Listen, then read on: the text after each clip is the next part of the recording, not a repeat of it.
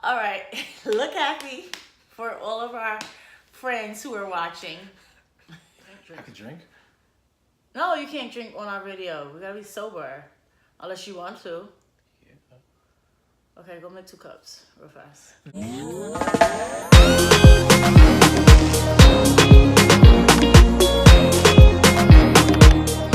Okay, so what's up, beautiful people? Again, my name is Jessie Ray, and this is Chocolate Bay. My name is Sham, damn it.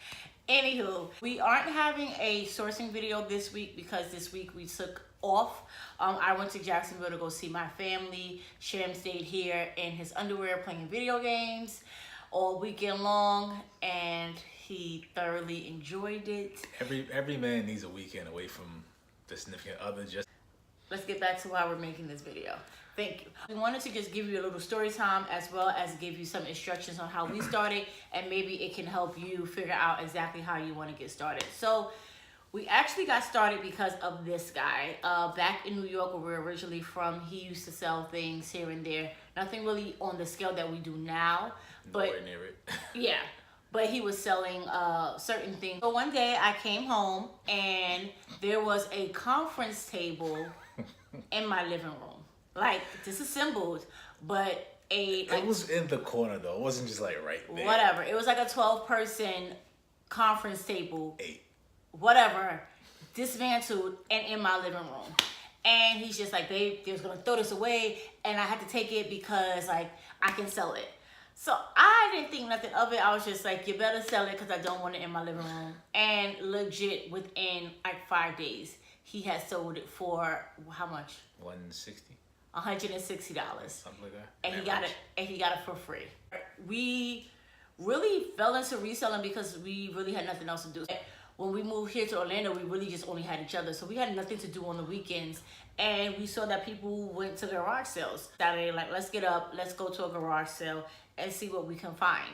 And we picked up a couple of knickknacks, and within like a week and a half of putting them up on OfferUp, we sold them. And we were just like, yo, after a while, next thing you know, this guy right here wanted to go bigger and better. And we had one of them big HP office jet printers. It retails for like $350, and he was just about to throw it out. So I put it in my trunk, and I brought it home, and we sold that for like what, $200 Yeah. in a couple days. Yeah. So after that, we were basically hooked. From there, we jumped on eBay. Again, we were still just trying to figure out what our niche was. And so we tried our hand at sneakers. So we basically bought like 3 or 4 sneakers. We got it all in, and we put it up on eBay, and we waited. And we waited, and we waited. And it did not sell. And so after about 2.5 weeks, finally one of the Nike sneakers sold. But by the time eBay took their fee, after we had spent what we spent at Ross, and to ship it and taxes and all that, we only made like $12 off of it. And it was a big shock for us because that was the first time that we had really failed at something. We were spending $2 and flipping it for $120. We were getting it for free and selling it for $160. So to do all this work after watching all these videos and only getting $12 or $15, we really kind of felt discouraged. So from there, we kind of realized that sneakers weren't our thing. We put up a couple of printers on eBay, and those sold super quick. So we just kind of got pigeonholed or tunnel vision into buying printers, and we fell into our second mistake where we had too much inventory of one thing. We still do. Yeah. So we legit had about 9 printers in the house. And we had sold the first 2 printers so fast that we were just like, oh, every printer we find, we picking up. And then all of a sudden, like, the demand for the printers just stopped. And we didn't sell another printer for about a month. So when we decided to jump into Amazon, we decided to go with Merchant Fulfilled. Merchant Fulfilled means that you yourself ship it out from wherever, like whether that be your home, an office, or whatever. And that was a natural next step for us because that's what we were doing with eBay. And we didn't want to jump into into Amazon Fulfilled by Amazon because it was $40 a month, and we didn't know we were going to be able to make that revenue back.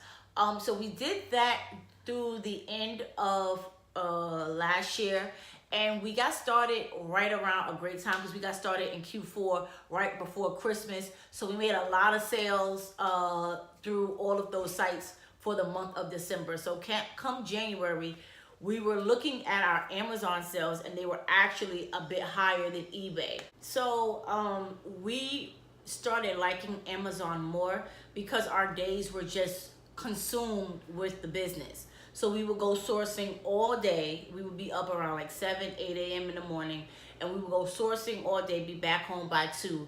But then we would spend the next 4 or 5 hours taking pictures, and we had to take pictures of everything because you have to put that up on eBay. And with Amazon, it once a listing is already up, you can add your own pictures, but Amazon provides the pictures. So it took a lot of that extra work out of it for us. Well, after Q4, we had a bit of money. We had a couple of $100, and we were ready to invest in Amazon, fulfilled by Amazon, excuse me, because that will automatically give us Prime. We started to really hone in on what we like to sell and what we saw was moving. We also made sure that we didn't get into the idea of just getting one thing, like how we got caught up with the printers. So he loves electronics, so we were making sure we got those. But then we also wanted to get those one-off things that people don't look for. We sell books, we sell groceries, we sell basically anything that has a good BSR. Yeah, we sell Kool-Aid. So we try to make our funnel as big as possible. So there's a saying within the reseller community to make your funnel big, which means that throw everything in there because you don't know what sells. Like today would be a Kool-Aid that sells, and then tomorrow may be a VCR. So today we may make $30 and tomorrow we may make $90. But you need to be able to have all that different stuff in your Amazon store so that you can get those coins. Because if you only have one thing, then it limits you from what you're gonna sell. Okay, so my top 3 things that I would say for any new seller coming on board is to start off with all of the sites that are free. You don't want to spend your money now on things that may not give you a return. After that, I would say you can gradually go up to eBay if you want to do that, because of course they will charge you a fee for posting it. And even jump on Amazon, but do merchant fulfill first and get your feet wet. Figure out what works for you. Figure out what is in your neighborhood. What are at your Goodwills, your Rosses, and all those different places. My second thing would be to create tangible goals for yourself. So we started off with the conference table, and we went to the Keurig, and we went to other things. And from there, we started setting goals for ourselves weekly. So our goal was $200 every week that we would want to make. And once we started hitting that, then we started having monthly goals as to what we wanted to make. And then my third recommendation, would be to watch a lot of YouTube videos like us, or like her. You're in the video too. Yeah, but I don't watch half them you send me. Yeah, because we're a pair. So you're gonna give your 3 suggestions, and I'm giving my 3 suggestions. My third suggestion would be for you to watch and get as educated as you can on reselling. That's knowing what acronyms mean. That's knowing how these sites work, knowing when you get paid, knowing how your payout looks, what your payout looks like, and understanding how this reseller game works. Those would be my 3 recommendations for you if you are just starting out. My 3 was all hers. Video's over. All right. No, give 3. Alright, number 1 is definitely patience. Like that shit goes a long damn way. Like I'm normally the patient one in this whole relationship here, and she's the impatient one. Like we can have it for 2 days. I'm over it. I want to go. Like, yo, you just gotta. You're say a it. liar. My 3. Okay. My 3. Go ahead. I'm still on number 1. As I continue, I started becoming impatient with it. Like, yo, we've had this for a week. Like, I'm tired of seeing this in my living room. I'm tired of seeing this in my closet. Like, this needs to go ASAP. And it gets to a point where sometimes you just want to get rid of it. You drop the price. it's gonna sell regardless.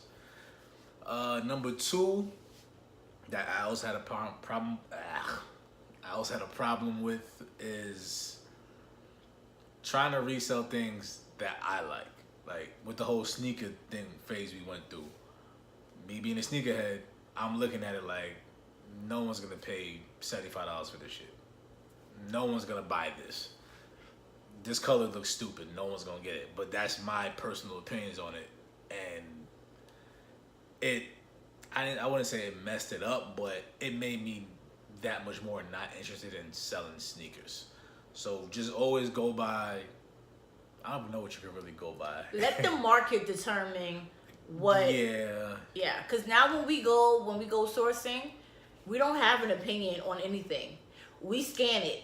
If it's selling, we're buying it. And I feel like now, the dumber the thing looks, the quicker it's gonna sell. Like, yeah. I forgot what she picked up the other, like that Chia Pet thing. I'm looking at this shit like, yo, why did you buy this? And it sold in 3 days. So I'm just like, okay. Clearly, you can't really think about what you wouldn't buy and how stupid it is, because that would be the one thing that's gonna go crazy. Like the measuring spoon sets we found. Those Baker's Secret things. Yeah. She picked it up. I'm just like, yo, it's little measuring spoons. Like, you can get that at Family Dollar and Walmart for $1. Like, no one's gonna buy this. And all of them shit sold out within like 2 days, and we can't find them again now. My third thing. Damn. My third thing would be. I only got 2, honestly. I don't think I got anything else yet. You don't have anything? I don't really think so, because those are my 2 like hardest things I had to deal with. So I can't think of a third. Oh, sorry. If you're actually gonna start doing it, make sure you have the right supplies for it. Tape gun, bubble wrap, shrink wrap, bubble popcorn thing she found. Boxes. 2 big ass thing. Yeah, boxes for sure. And above all else, understand that when you watch our YouTube videos or when you watch other YouTube videos, it may seem so very easy, but it is not. It is very time consuming. It is very much a labor of love. There are a lot of times where we are tired, where we do not want to go out, but we are up every Saturday morning at 8 a.m.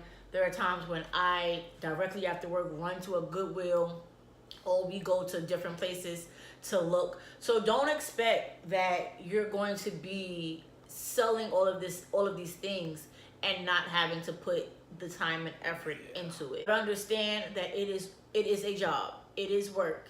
And you're going to have to put in that work in order to see the results that you want to see. Never be closed-minded. You don't know what sells.